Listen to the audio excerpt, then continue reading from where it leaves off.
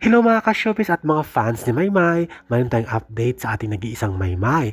Ito nga ay successful ang matagumpay recently lamang ang pagrampa niya sa Paris Fashion Week. Ito ang kanyang pinaka-latest na post na may caption, meaningful at malalim na I'm like a flower's bloom. Ang kanyang suot ay gown kung saan floral na may kulay berde at puting bulaklak, kung saan ang background niya ay ang Eiffel Tower na pinapangarap niyang puntahan, at ito nga natupad na ang pangarap ni Maymay aside sa pagrampa sa Paris Fashion Week. Na ito pa ang ilang larawan na kanyang pinost sa Instagram account niya.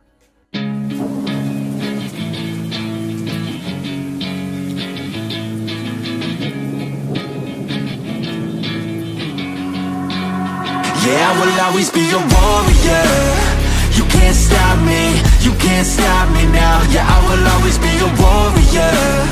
You can't lock me, you can't lock me down. I will not lay down my arms. Ready to be covered in scars, 'cause I will always be a warrior. Late nights, get lost, hard work, the cost. Can't quit, can't stop. This world all cut